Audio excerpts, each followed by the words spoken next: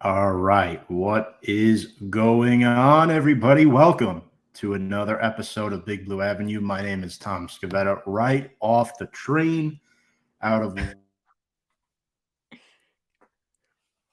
Sam Cardona, the girl who talks sports. Sam, how are you doing?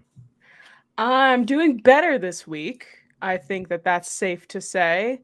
I'm ready to get roasted for absolutely just demolishing the Giants last week and not having any faith in them.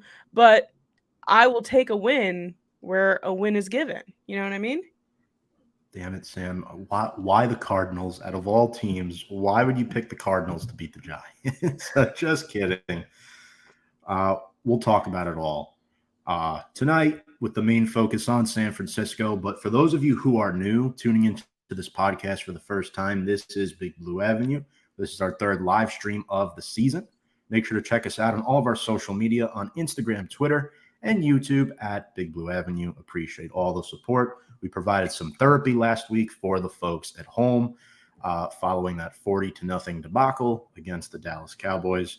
And yeah, it was definitely a much better game this week, Sam.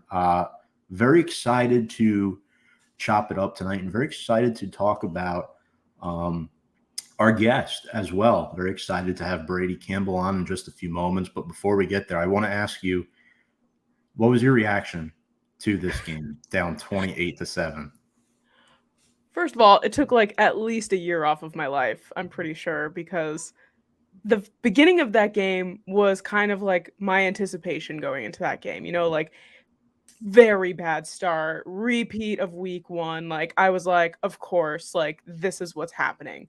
And I don't know what was said in the locker room. I don't know what went down at halftime, but these guys came in and I mean, at least Daniel Jones for sure stepped up so hard and came back.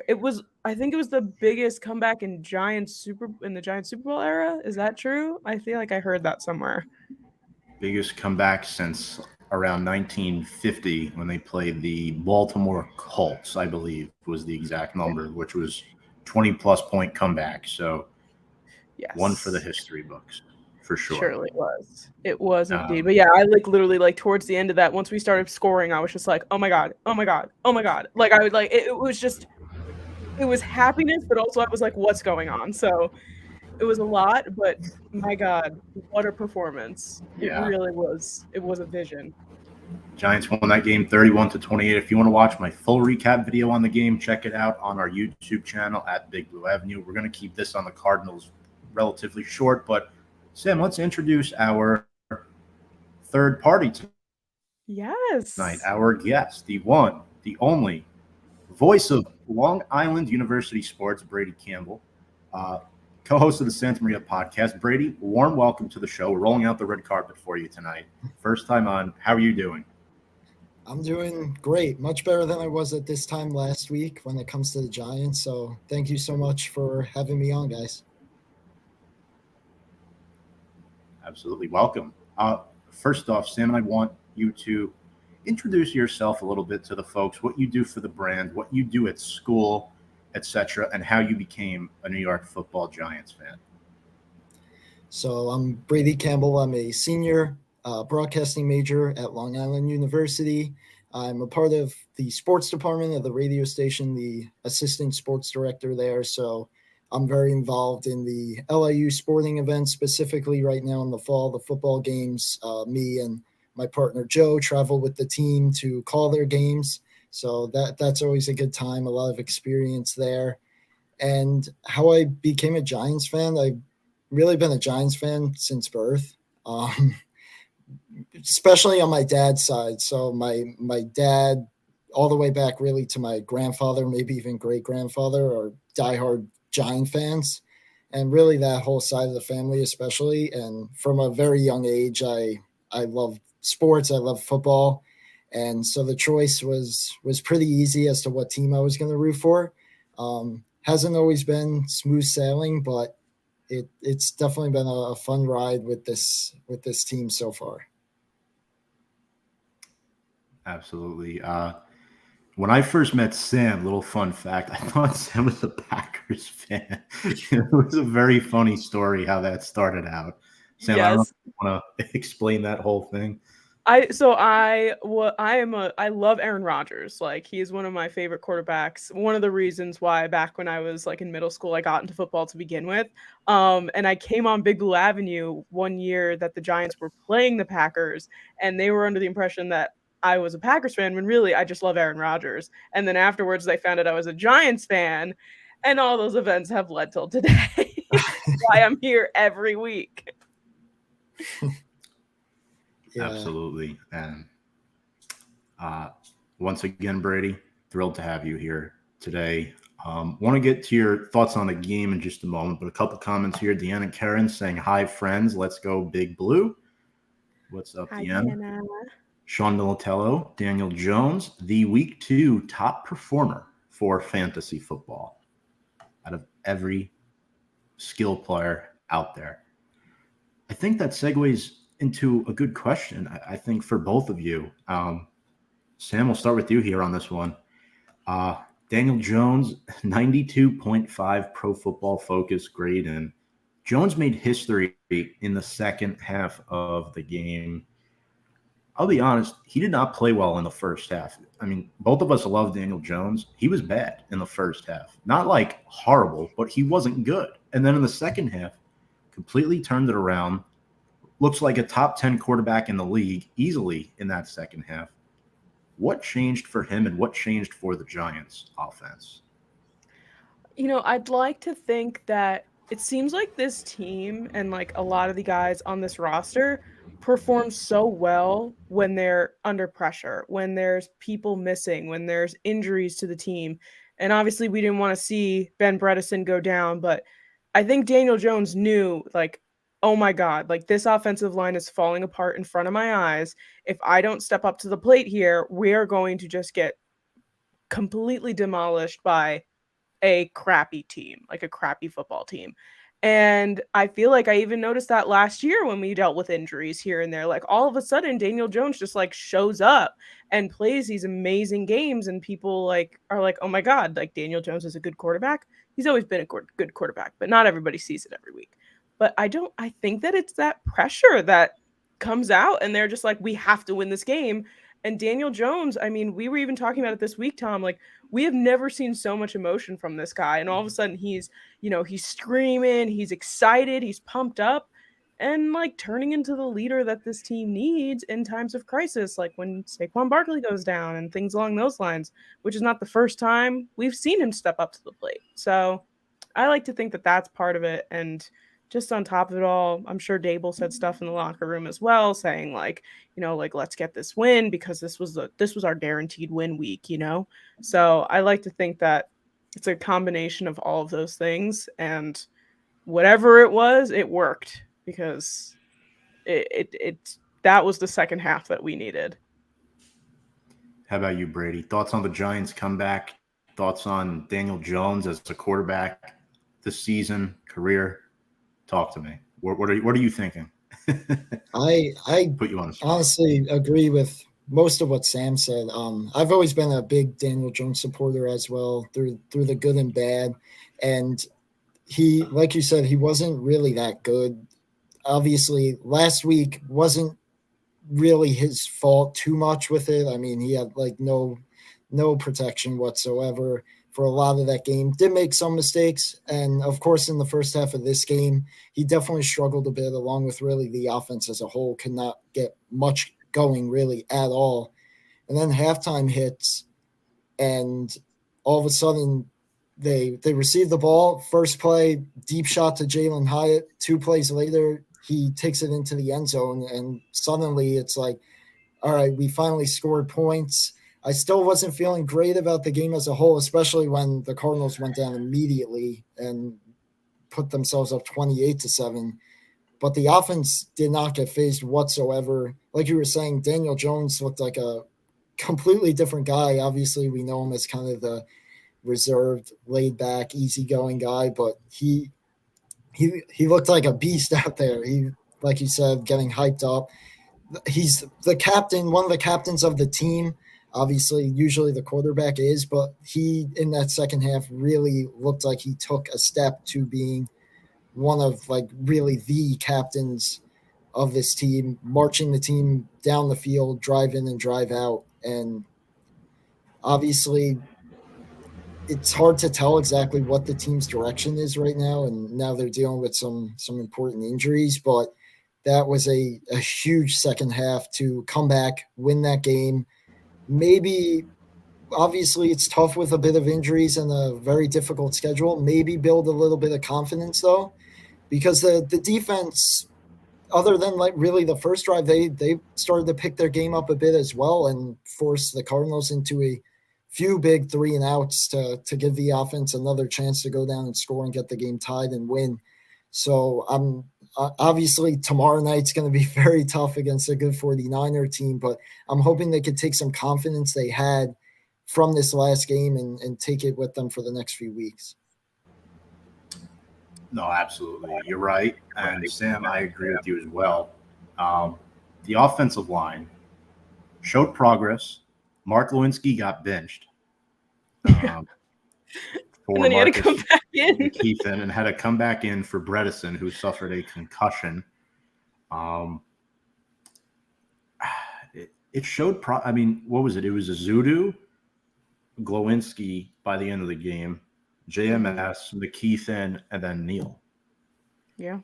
It looked much better than it did last week with Andrew Thomas. And I think it's just the guards overall played better.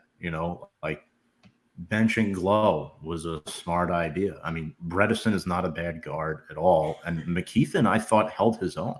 It was Zudu, too, a left tackle. Each player gave up a sack, yes. Their PFF pass block win rate wasn't through the roof, but it was solid. It was very, very solid. 9 times out of 10, they're not letting a guy hit their quarterback. Again, it's the Cardinals. So take with that what you will. But overall, as Brady mentioned, no Saquon, no Andrew Thomas. That hurts blocking a little bit too against, the 49ers coming up. So, what are our takeaways from this offensive line? I'm still not confident in it at all. And the biggest question mark for me at this point, since Glowinski is benched, is Evan Neal. Not that he can't start in the NFL. He needs more time, but he might be better suited as a guard. And unfortunately, if that transition is to come, I don't think it'll happen until the offseason. Yeah. No, I think that the offensive line is probably the weakest part of our team right now, I'd like to think. Because, we're dealing with just backups here, backups there, guys who've been benched having to come in because people are getting it's not ideal. And I think you're right about Neal. I think we talked about that last week too, about how it seems like it's just going to be a question mark this entire year until we actually see him step up to the plate. But they were able to get it done. I can't imagine, though. I'm picturing Nick Bosa right now, just completely ramming through these guys and taking Daniel Jones down. And that's the concern there, is going up against guys like Nick Bosa and defenses as strong as the 49ers. That's yes, the Cardinals are one thing. 49ers defense, I think we're in a completely different ballpark in that retrospect. What do you think, Brady? Yeah, honestly, I can picture it too right now. I think it could be a very tough game for the offensive line. Daniel Jones probably going to have to get the ball out a bit quicker than he had to for most of last week, especially with the guys like Nick Bosa, probably at some points at least going to be torching our line. And it's going to be interesting to see as well with the running game now, Breida, Gray, Brightwell, whoever kind of gets the main load there, whoever plays, if they can hold up enough in the run game as well, because despite the fact that Saquon went down, I think that's still going to be a very important part of our game, especially in this upcoming matchup. And also, once again, back in the passing game, I'm excited to see Jalen Hyatt. We haven't seen too much of him, but he made some incredible plays last week. And the rookie, who was basically a steal from us, but we weren't too sure what we were going to get in this offense, I think he made some incredible plays. I'm really excited, tomorrow and the rest of the way. Hopefully these guys could stay healthy as well, because the last few years that's been an issue for some of our skill position guys, Shepard especially, Wandale last year as well. But I think it took a few games or a game and a half, but the weapons that we were getting excited for around Jones that kind of finally showed up really paid off in that second half. And I'm excited to see, once again, it's going to be tough against the Niners, but tomorrow night, if they can do enough maybe to at least keep us in it, give us a chance to maybe pull off an upset. You mentioned Jalen Hyatt. And Sam and I think, Sam, I get to speak on behalf of both of us. We both like Jalen Hyatt. Mm-hmm. Solid player thus far. His stat line was insane. He was one of the 5 highest graded Giants on PFF, 89.9, second career game. The post play they ran him, that 58-yard catch, I mean, the entire defense is focused on Darren Waller. That Hyatt, every time he runs that post, it hits because you have the secondary. They were playing soft zone coverage on that play. I think it was cover 4, if I remember correctly.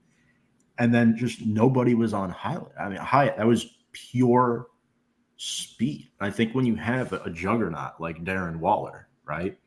Mm-hmm. Defense, all eyes are on him, opens up a big, deep threat for Jalen Hyatt. And I think Jalen Hyatt is everything that they were hoping Darius Slayton would be. I think Isaiah Hodgins is everything they were hoping Kenny Golladay would be, right? So how dare we mention that name? I love Jalen Hyatt. And so does Mike DeSanto, by the way, fellow member, Four Corners guy, huge Giants fan. What's going on, Mike? Garth saying, let's go. How is everyone tonight? Good. Hello, really God. Good. Better this week, for sure. A bit anxious about tomorrow, but overall pretty good. Shout out to Josh Dobbs. He looked good. The first half, that last week too. I mean, you got to give credit where credit is due. Like, this guy came in, like, he's not expecting to be a starting quarterback, and he's carrying his own. He really is. Absolutely. A lot of love for Jalen Hyatt, by the way, from Sean and Mike. Larry Johnson, what is up, Larry?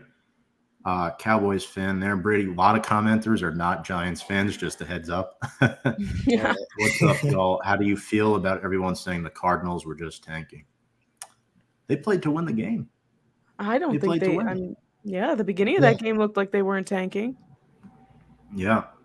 I mean, Larry, as a former football player yourself, would you agree with that? Do you think they were actively playing to tank or playing to win? I mean, every team plays to win, right? But sometimes you won't play the starters. You know, that's your way of, like, you know. But I thought I think they're going to play to win. I think Jonathan Gannon has that team in a decent spot. I know everyone's kind of crapping on him because of the way he talks to the players and whatnot. I think that's all clickbait right now. I could be wrong, but I think their bigger issue is Kyler Murray. I think that's their bigger issue. Yeah, for sure. But bro worked at NASA. Jalen Hyatt worked at NASA? I think Dobbs. I'm pretty sure during the broadcast they showed he interned during the offseason, I think. Or it was when he played down in Florida, I think. He interned at NASA. Good for him. Absolutely. Damn. Larry thought they gave their all. Absolutely. I want to ask you both a question. And people will say things to the media sometimes just to keep them quiet. Did Brian Daboll call plays in the second half? Sam, we'll start with you here. What do you think? Jones denied it. Daboll denied it. Were they doing it to cover Kafka's ass? Or were they being truthful in saying that? I feel like it's almost like an extended truth. Like, it's probably truth to an extent. Because I was watching Daniel Jones on Up and Adams and with Kay Adams and just seeing like how he was answering this question, because she was like, what's going on with this? And he straight up said, like, he seemed like very confident that he was just like, no, I'm getting my calls from Kafka. But I wouldn't be surprised if Daboll walked over to him and was just like, dude, like, come on. Like, let's do this. And maybe Daboll was just like, hey, let's call this. Hey, let's call this.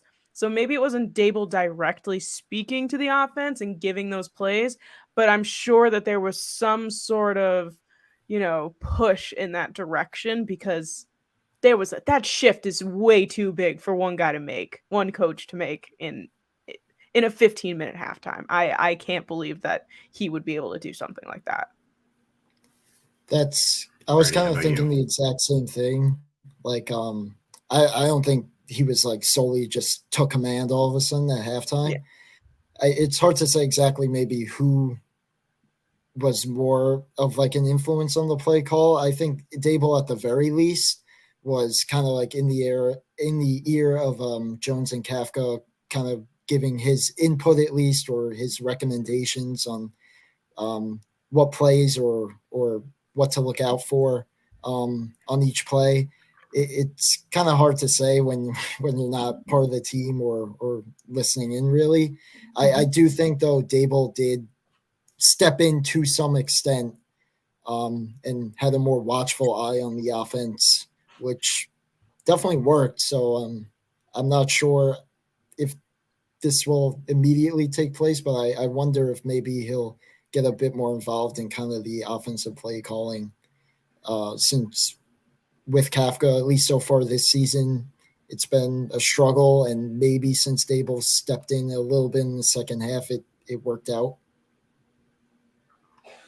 It's very possible, and a win is a win, right? Before we get to our player of the week, quick comment here. Two Giant Goofballs, a New York Giants podcast, saying, "What's up, everybody? What's up, Two Giant Goofballs? Appreciate you I tuning love in. that name. First time watcher. If you're interested in collabing, let us know. Sounds like a nice podcast that we're going to have to check out. Appreciate you commenting. Sam, who Yes. is our New York Giants player of the week? I mean, I think it goes without saying, but I'll let you break this one down. I mean, who else? What other man could bring us to this victory but our guy, DJ Vanilla Vic Daniel Jones? Like, I mean, look at this picture. Look at how much emotion he's showing. It's incredible. 26 of 37 for 321 pass yards, 2 touchdowns, and an interception, and was sacked 3 times. Not perfect, but that plus 300 yards, my God. 9 rushes for 59 yards and a touchdown. Second half, we had 17 of 21 this is where most of these stats came in the second half. 259 yards, 2 touchdown passes, 8 rushes for 58 yards, which means he had 1 rushing yard in the first half, and the touchdown. He's the first player in New York Giants history with 250 pass yards, 5 rush yards, 2 touchdown passes, and a rush touchdown in one game. And he did this only in the second half, which is incredible performance. The only other player to do this in a half since 2000 was Michael Vick, which is why the Vanilla Vic nickname fits very well, back in 2010. And he was only pressured 29.5% of the time compared to the 66.7% from last week, which is obviously makes the huge difference in the performance and getting points on the board. The clean pocket, 22, 30, 286, 2 touchdowns. And he finished with a QBR of 79.1, which is not perfect, but we'll take it. That is our New York Giants player of the week, presented by Sam Cardona. Sam, thank you so much, as always, for the wonderful graphic. And thank you.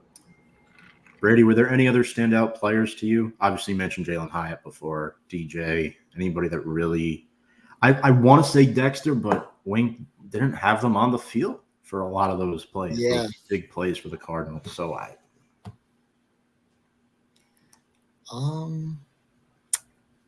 know there's a few. I'm almost struggling to think off the top of my head. I know like the defense. Late in the game they played well. They're kind of like Dex and Leo. I think when they were in, they weren't like making any crazy plays, but they were of course holding their own.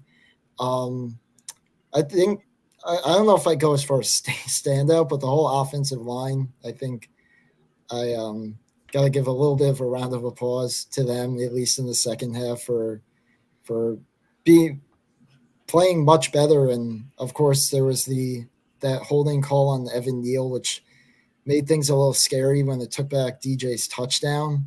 But overall, it's hard to find some standouts. I mean, Darren Waller played well.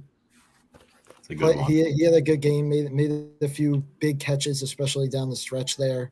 Honestly, I think maybe Jalen Hyatt might kind of get my vote if, you know, for, I guess, second place behind DJ as another standout player, especially as a rookie in just his second game. I love John Michael Schmitz, by the way. The man talks like I knew I was missing something. Yeah. Did you see that video of that tackle of him like literally throwing a grown man on the ground? Yep. Yeah. Perfect. I loved it. Wait, I didn't actually. Tom, did you see Dable yelling at Wink Martindale on the sideline? Did you see that? Yes, video? I did. That's would you consider that T? Is that borderline T, or is that just? I think that was just more football, emotion. Yeah, like, you know, obviously struggling and he wants things to work and things aren't working, but he seemed pretty angry at him on the sideline. You know who else got that? Jack Anderson. Remember that? Mm-hmm. We like Jack Anderson. We did. But obviously got hurt, didn't make it. But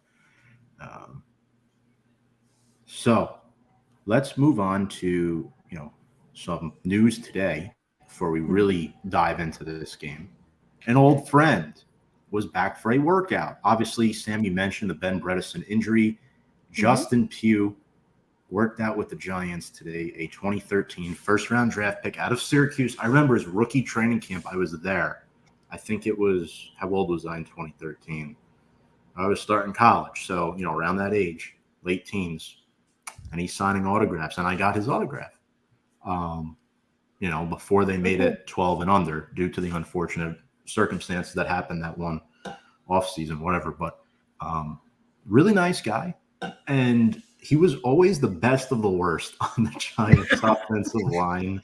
They didn't bring him back after his rookie contract. So yeah, I'd be happy if they brought him back. I would start him over Glow at left guard this week. Like literally this week. I would agree. And, you know, a familiar face. I know, obviously, this was 10 years ago, that, you know, he's been with his team. So it's not like he's coming into a team that he's familiar with or anything, but the organization he knows. And I feel like Giants fans would probably open arms greet him, I feel like. But I mean, anybody is better than Mike Lewinsky. I think that's just the bottom line. Like, I agree. I would take Justin Pugh yesterday over Mike Lewinsky. I mean, he did what he had to do in the second half of that game. I won't take that away from him. But overall, definitely don't want him to be on our starting roster anymore. Brady, thoughts on Justin Pugh? Because remember, when he started the Giants, he was like right tackle, left guard, right guard. He was all over. He was like David Deal in the beginning years. I mean, at this point, I'd take anyone. Yeah. Anyone that might be able to play the guard position pretty well. Although, like you said, those guys kind of held their own in the last game. But, of course, Justin Pugh, obviously the team's much different, but familiar with the organization.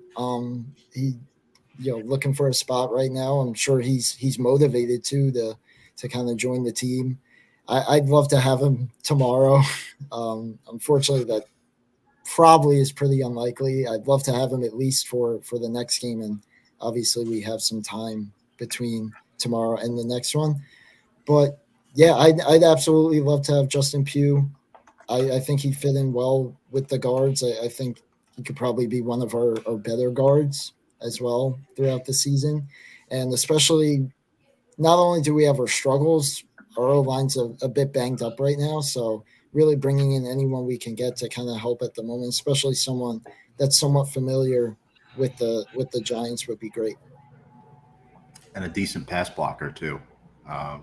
He was very good with his hands when he was here blocking the defensive rushers. So would potentially be very excited for a reunion. Next up, we got some injury news today heading into our week 3 preview. And Kevin, we will answer your question very shortly on Saquon Barkley.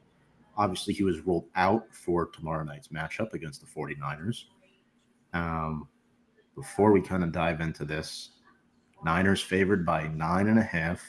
I'm surprised the line is that low with 2 of our 3 best offensive players out. 9.5 is a lot of points. Yeah. Saquon is out. They said he's out multiple weeks, which I think there's a chance he could play in week 4, but it would be wise, I think, to wait it out a little bit. I think his long-term health is a lot more important. And the 49ers game, I hate to say this to Debbie Down, but it could be a wash, to be honest. It could be a wash because just the way they play, we don't match up well against them. We really don't. So, but yeah, Kevin, to answer your question, he is out tomorrow with the sprained ankle. When I watched that, it didn't look like an ankle injury. It looked like his back snapped in half. Did you watch that play where he went down? It looked much worse than it was. Yeah, not great. And honestly, week 4, aren't we playing Monday night? So with the Thursday game, and then a Monday game to wait for him to play week 5, that's a nice long break for a healing process, I think. Yeah, we got Seattle. Not just for him too. Guys like Thomas, Ojolari, for Bredesen. Sure. We have a lot of guys out right now. So this big break between the San Fran game and the Seattle game is pretty crucial to get at least some of these guys back for that, because that's probably going to be a pretty big game. Absolutely. And before we get our outlook on this game, last meeting was not pretty back in 2020. 36-9 game with Nick Mullins at quarterback. Not fun. The all-time series is tied 21-21. We know these two teams have a rich history. Giants beat the 49ers in the NFC Championship game multiple times, 1990 without scoring a touchdown in that game. 2011 beat them in the NFC title game, the Eli Manning comeback. And the Giants haven't played at San Francisco in 5 years. They actually won the last matchup. That was the 2018 year where they won, I think it was 5 games. Barkley was a rookie, and they won. And the Niners last week, the Rams really stuck with them. Again, it's a divisional game, but, even though McCaffrey blew up, the Rams really held their own. And I was impressed. Stafford threw 2 picks. They still scored 23 points. So, yeah, maybe I do hope that do have some hope that the Giants could pull this one out. I would love to stick it to John Feliciano. I don't know about either of you, but it's just one of those things where it's like, if you win, great. If you don't, it's okay. Just move on to week 4. This isn't, if we lose this game, it's not a loss that's like, oh shit, the season's over. We won the season saving game, right? In week 2, we won the game we were supposed to. If you lost Arizona, that's it. It's done. But now that you beat them, you move on. If you go to 1-2, you can easily bounce back at home, get back to 500 against the Seattle Seahawks on Monday Night Football. So not too worried about this game, but I am worried for the protection of Daniel Jones with these 2 guys both listed out here. Yeah, for sure. And like you said, I'm kind of going into this game after being very happy with the way that we performed in the second half on Sunday. I think I was going to go into this game no matter, even if we were 2-0, I think I would go into this game thinking that we might not win. So I like to think that I am okay with this loss. I think that for that week 1 loss, I was so confident and I really thought we were going to win and then stick it to the Cowboys in week 1. And that was, I think, made it so much harder. But I agree with you. I genuinely don't know if this is like, if we win this game, like that's a huge 180 from in the last 2 weeks. I'm with you. I'm with you. I just don't see it without Andrew Thomas or without Saquon Barkley. Brady, you mentioned Azeez before too. Azeez has been hurt since being drafted, And I love Aziz. He's one of my favorite players. I mean, hell, 5.5 sacks in 7 games last year. You could sign me up for that. But if you play 17 and you're not available for most of them, well, screw you. You know, the guy's not training right. I know he did a lot of different things this offseason to try to get into better shape, but the guy is just a piece of glass. And I love him too. I love him as a player, but I don't know what it is. He can never stay on the field. Do we see more of Isaiah Simmons in this game? We saw him a little bit more against the Cardinals. He made a couple plays. Does he start across from Kayvon? Who knows? But that's another player who's been non-existent because the Cardinals' game plan was to run away from him. They just ran away from him. They didn't run anything towards him, you know? Yeah. So I can't say I'm shocked he didn't put up numbers in the stat sheet. I think the Kayvon stuff is a bit of an overreaction, but who steps up for Aziz? Is it Boogie Basham? Is it Isaiah? O'Shane Zimenez, dare I ask? Year 5 on the team, still can't set a freaking edge in the NFL. I really want to see more of Isaiah Simmons. I really do. I think that we were so pumped to have him on the team, and I would just love to see the more of the Swiss Army knife that we were anticipating him to be. Yeah, especially since, well, I know he was one of the guys I was hoping we'd draft back when, that draft year. So at least to get him at some point, and he could be very useful in this game or however long Ojulari's out. And especially if they kind of, go away from Thibodeau a bit, having a guy like Isaiah Simmons on the other side would be great, really. But kind of like you guys, I'm also going into this game probably expecting a loss. Of course, I'm going to be sitting yelling in front of my TV, just like any other game, no matter what the score is, probably. But I think, honestly, I mean, the main goal is to win the game, but at the same time, right up there with that, at least the guys that are playing got to stay healthy, because if one of these guys kind of go down, even for just a few weeks, it could be really detrimental to the season. Absolutely. I do agree. My next question is, who starts at running back tomorrow night? Is it Matt Breida, the former 49er? Is it a combination of players? And I ask this because Barkley played 65 snaps on Sunday, which is unheard of for a running back. He's not your prototypical running back. That's when they're like, don't pay Barkley this much money. I get it. I don't want to pay him that much money. He deserves to get paid, but I don't want to spend that much money on a running back. But he does so much more for a football team than your average running back does. And good luck telling that to other fan bases that aren't Giants fans, because we see it, 18 times a year. Other fans don't. So it's hard. It's really tough to replace Saquon Barkley on the football field, not just as a player, but as a leader, right? So Eric Gray hasn't proven to me that he could pass protect yet. I don't think he should be elevated from special teams yet. Might be a mix of Breida and Brightwell. I hate to say it, but that's what I'm thinking. That's exactly what I was going to say. I feel like Breida's going to start, and they're going to swap him out with Brightwell, and then they're going to throw Gray in the mix just a little, just to see what's going on there.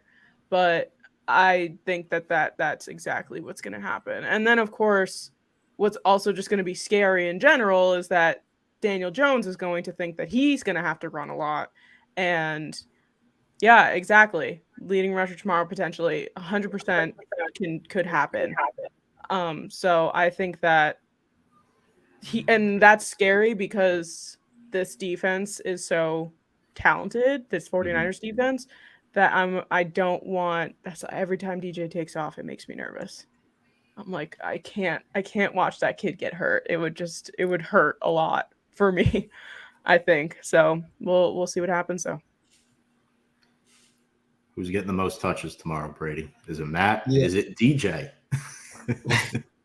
it might be DJ. I mean, obviously, as the quarterback, he's going to have the ball in his hands most. But as far as running, it would not surprise me one bit. We've seen it in the past. As far as the running backs go, I think it will be Breida.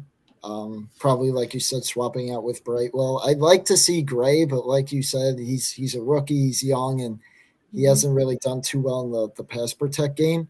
I'd like to see him on a couple handoffs, a couple runs, but I'm not sure if we will and how much they trust him. So I think Breida, at least as far as the running backs go, will definitely see the most touches, but it's going to be scary. But I think Daniel Jones could also play a big factor in the running game as well. Yep, and we've been flirting with this topic before. Starting offensive line for tomorrow night, official projections, I'm going with Azudu because Thomas is out. Glowinski starting at left guard because we're a day out and they haven't signed anybody yet, despite the Justin Pugh rumors. It's either him or Shane Lemieux, quite frankly. JMS at center, McKeithen, and Neal. That's my projection across the O-line. Yeah. Any I think that. objections? No, I Nope. think that's pretty on brand. It's a little scary though, having Glowinski at left guard. Yeah. There was a time where he was not bad. That was I 3 or know. 4 years ago. No. Yeah. So let's talk. Brady, I have a question for you, and I'll ask this to Sam next. How do the Giants beat the 49ers without Barkley, without Thomas, without Aziz, Bredesen, right? What's the key to victory for Big Blue tomorrow night? How do we shock the football world? To be honest, I think it mainly starts with the defense. It's going to be very tough, but I think shutting down or at least containing Christian McCaffrey would be absolutely huge. I'm not going to lie, I'm not necessarily expecting that to happen with the talent of McCaffrey and some of these other guys. Samuel, I believe Ayuk is questionable for tomorrow night's game, maybe a game time decision. Yeah. But if we can kind of slow down their offense, I think that would at least keep us in the game. And then for us offensively, I think it's really kind of as simple as playing or trying to play as close to the way you played the second half as possible.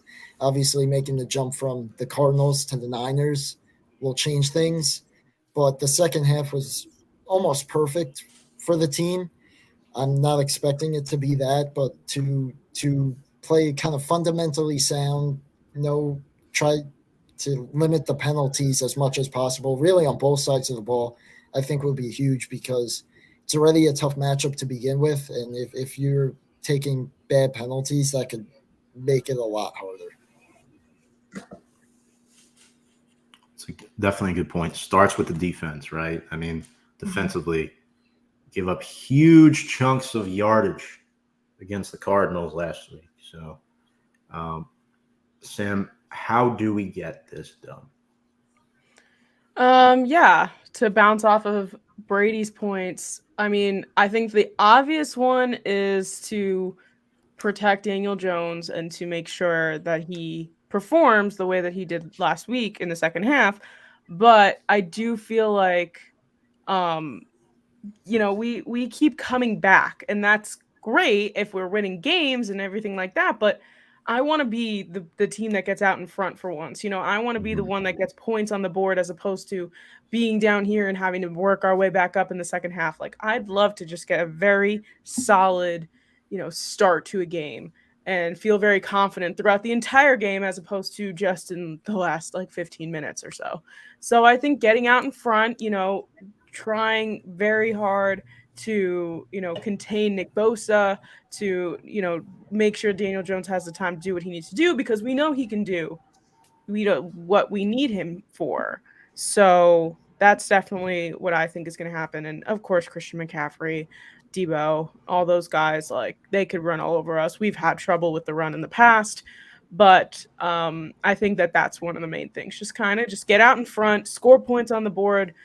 Don't go through the whole first half with 0, 3 points, 6 points on the board because that's where the anxiety sets in. And it would be nice to get 14 points on the board in the first half as opposed to none. So, yeah, I mean, I think getting ahead early is very key. Like you were saying, I mean, 60-0 is not going to do it through the first 6 quarters of the season.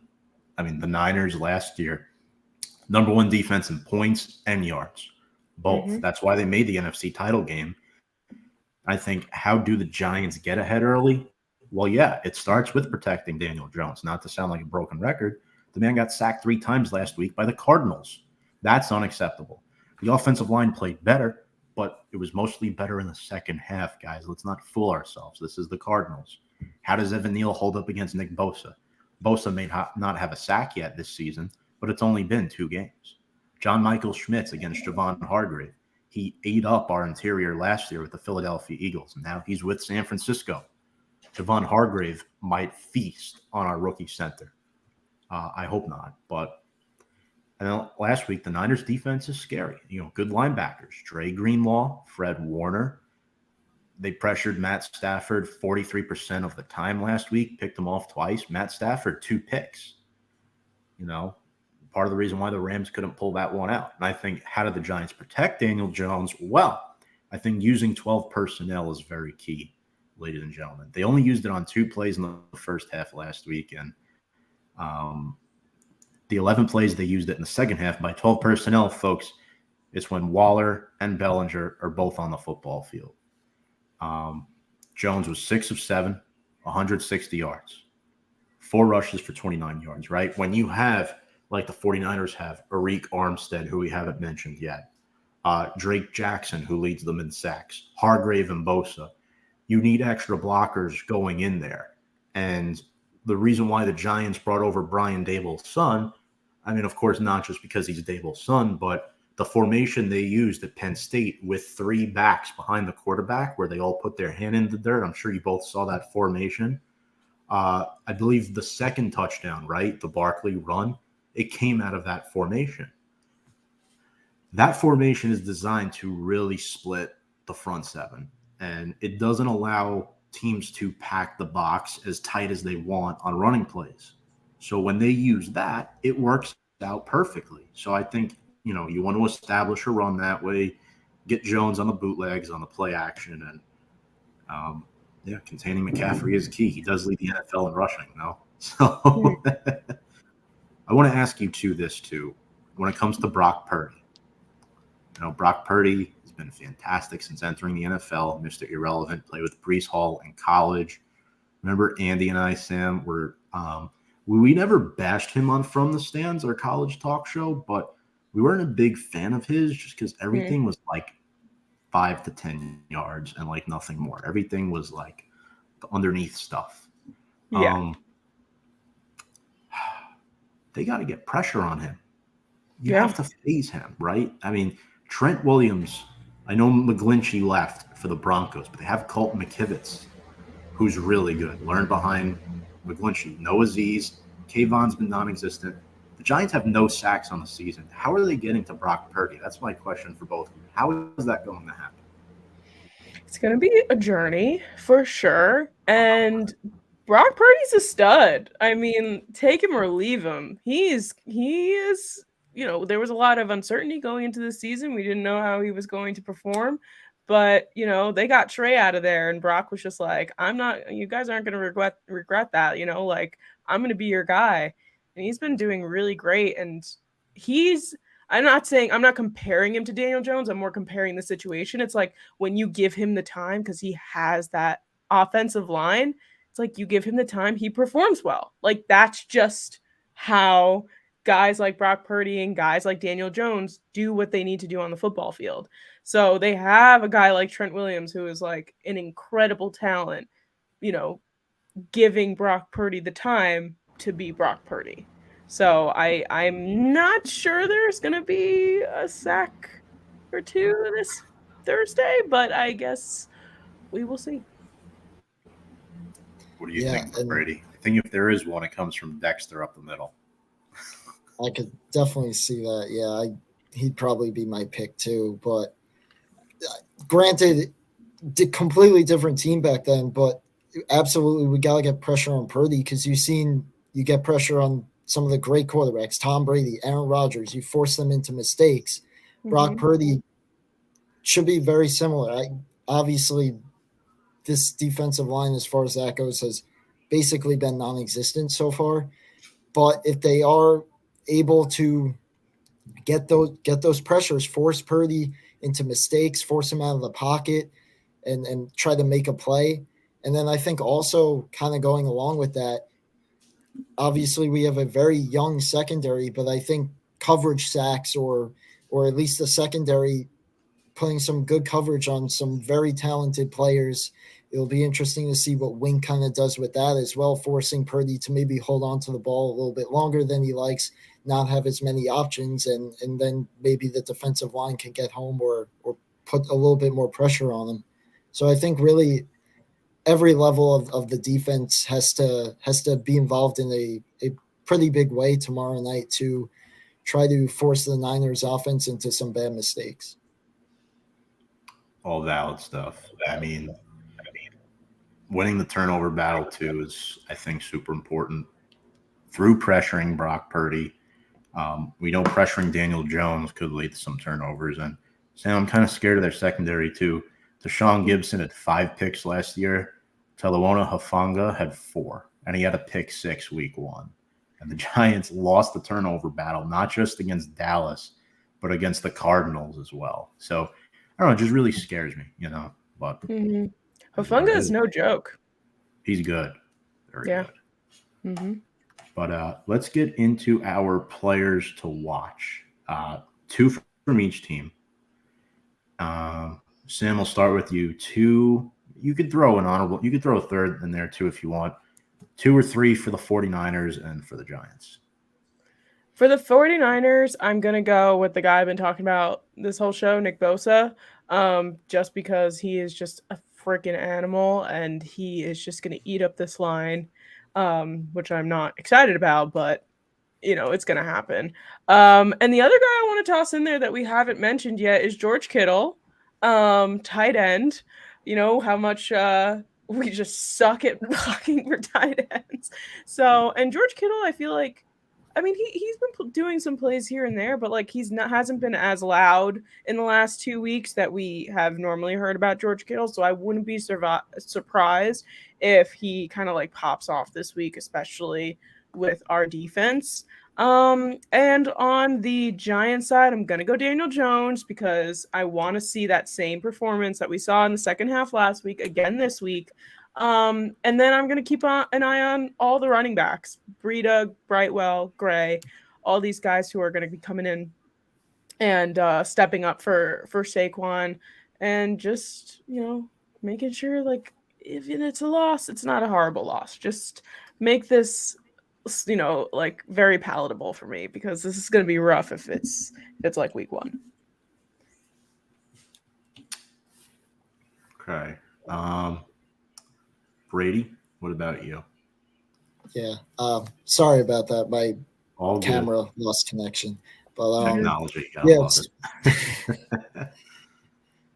Starting with the Niners, I think on the defensive side of the ball, Fred Warner at the linebacker position, he's one of the most arguably underrated, but probably also one of the best linebackers in football. So definitely someone run pass that the Giants have got to keep an eye on, along with guys like Bosa and some of the guys up front, absolutely. But I think he could be kind of a dangerous game wrecker, like I said, both on the run game and the pass game. I'd also look at, we were talking about him a lot already, but Brock Purdy. I think he's still very young, but he proved that he could be pretty dangerous.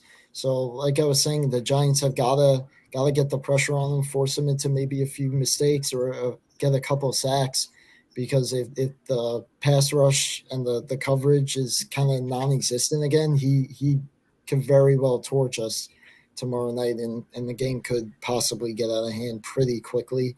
So I think getting to him will be important, because if they don't, it could be disastrous. And then along with that, Deebo Samuel, he is basically a Swiss Army knife on offense. We saw, especially more so a few years back, he was almost used a bit as a running back as well. He can really do it all.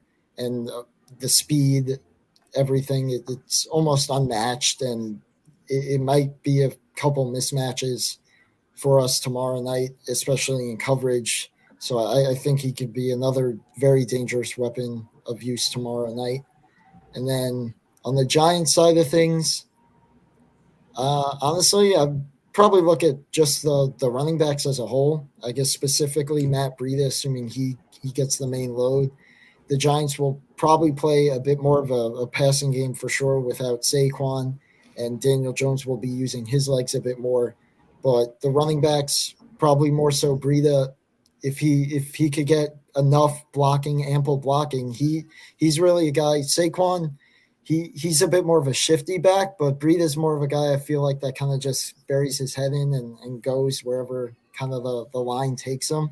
So if the line can hold up decently for him, I think he could certainly be pretty useful for the offense tomorrow night, and I'm hoping he plays a big role in the game for the Giants.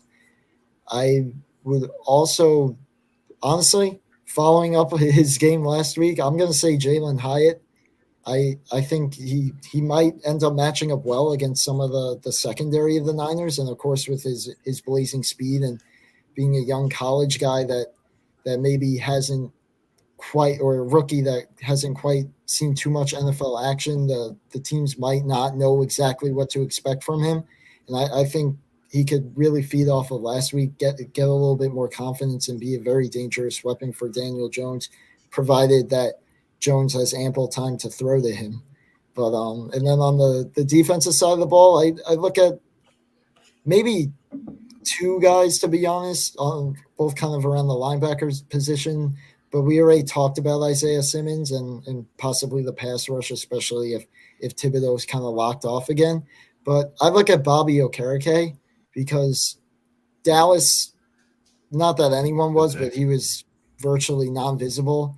Last game, early on, didn't see too much from him, but he was a huge part for that defense late. He made a few big tackles, a few big plays in the backfield. And I think kind of much like Fred Warner for the Niners, he could be a very important part of our defense tomorrow night. All great picks from both of you. Yeah, to highlight the Jalen Hyatt thing, the one weakness on the 49ers defense, and someone just mentioned in the comment section, it's their starting corners. You know, Stafford did well against them last week, and people forget, as two giant goofballs mentions, they lost some secondary talent this offseason. You know, their starting corners are Trevarius Ward and that guy with the long name, Demondre Lenoir. I know I'm probably butchering that, but no, I think that's how you say it, Lenoir. Yeah, I think it's French or something. But yeah, I mean, for the 49ers, for me, it's, I mean, Bosa and Hargrave together on that defensive line scared me, as I mentioned. Bosa, he didn't have a sack last week, but he had 3 QB hits going up against Evan Neal at right tackle. Huge matchup to watch. Bosa's sky high in PFF grades, even without a sack at 93. That's how good he is. Javon Hargrave stuffs the run, pressured DJ often at Philly last year. He's 330 pounds. He moves like he's 260. Javon Kinlaw is also a problem up the middle, so really the teeth of that defense scares me. I'm not sure if Brandon Ayuk's going to play. 2 touchdowns through 2 games. He's been impressive, but I guess the catalyst offensively is McCaffrey. You know, that combo of McCaffrey makes Purdy feel comfortable in the pocket. I mean, McCaffrey has 6 catches last week, and the 49ers had the 3rd-ranked rushing offense through 2 weeks, and it's their offensive line up front, you know. Williams, Banks, Jake Brendel, Spencer Burford, Colton McKivitz, all those guys up front move the piles, combo blocks, take Dexter Lawrence out of the play, put 3 guys on him, and then run at the Giants' edges. So Mike Martindale better be prepared for that. And then one last guy for Frisco is Drake Jackson. 3 sacks, leads the team off the edge. Solid young prospect out of USC. Like him a lot for them. Giants. Waller. 49ers focusing on him should open things up for guys like Slayton and Hodgins. If Slayton and Hodgins are getting a lot of catches this game, and Hyatt as well, it's because Waller is freeing them, because Waller is doing his job occupying 2 defenders over the middle of the field, which opens up the boundaries for Daniel Jones. You know, Brady kind of took my answer, Sammy, too, the entire offensive line, as we've mentioned throughout the show, not just in this segment. nothing can be worse than that Chiefs right tackle week 1, right? False starting on like every single play. And then lastly for the Giants, Deontay Banks. And here's why. Through 2 weeks, I mean, this is how good Joe Shane did this draft this year. As much as I love Joey Porter, Banks was the better fit for this defense. Quarterbacks only complete 43% of their passes thrown his way. He's given up 30 total receiving yards through 2 games, and QBs have a 55.7 passer rating against him. Granted, one of those QBs is Josh Dobbs, but week 1 it was Dak. Dak's been a fringe top 10 quarterback for his entire career.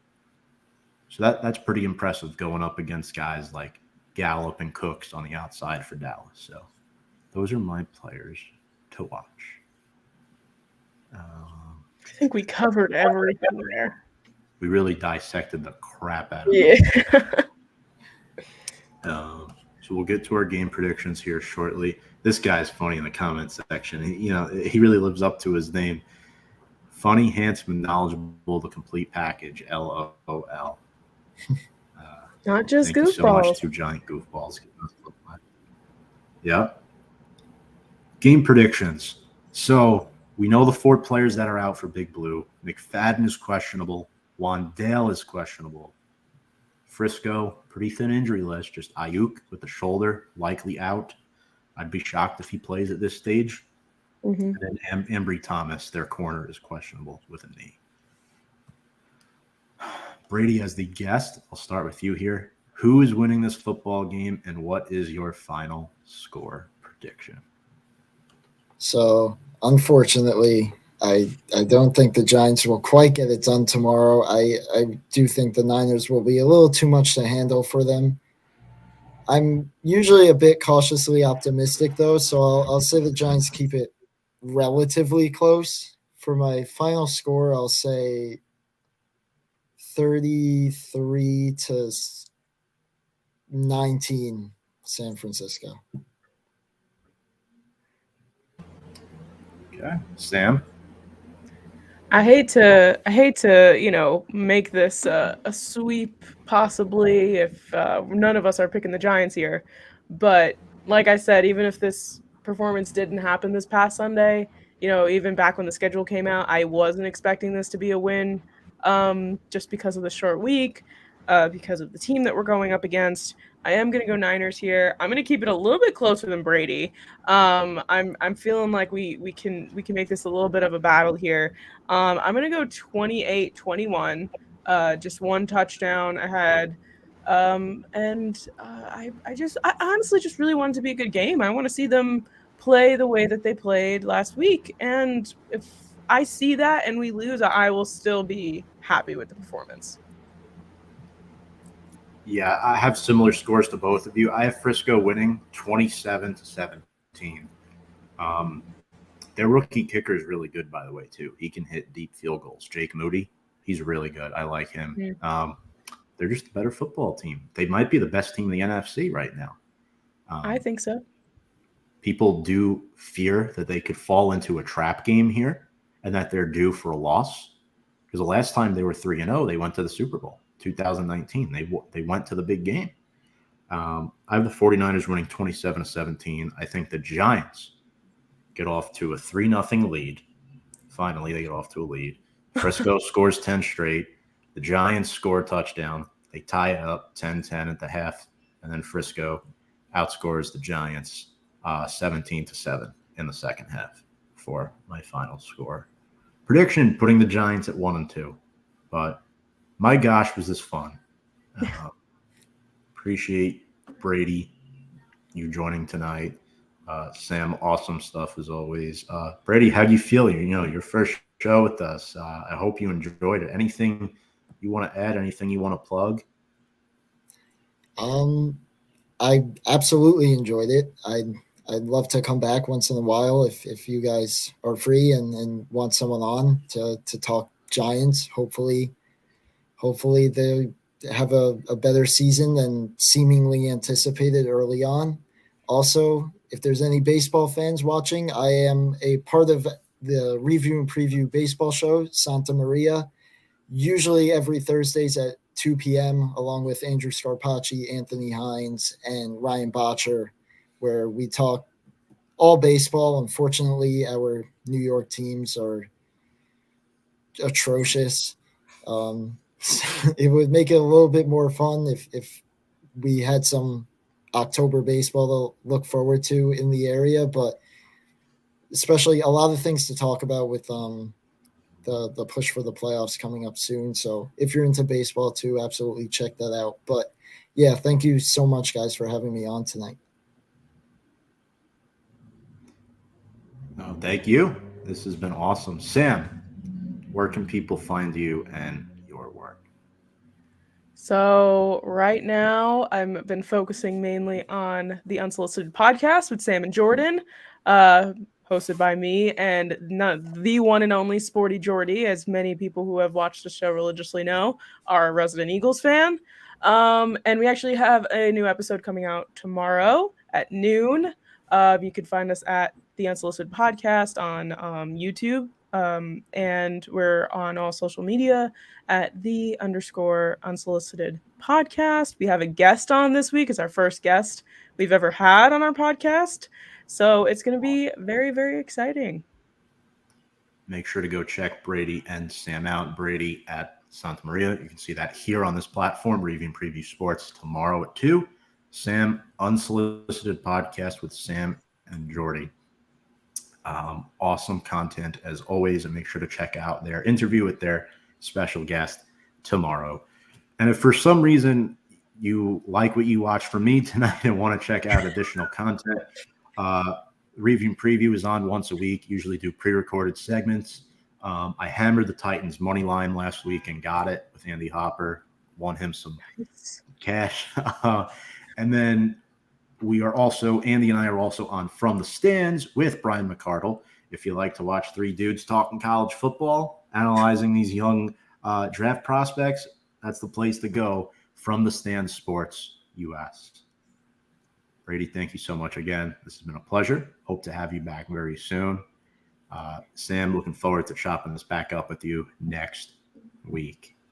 On behalf of Brady Campbell, Sam Cardona, my name is Tom Scavetta. Make sure to check us out on all of our social media, Big Blue Avenue, Instagram, Twitter, YouTube. We appreciate all of your support. And without further ado, let's go Big Blue.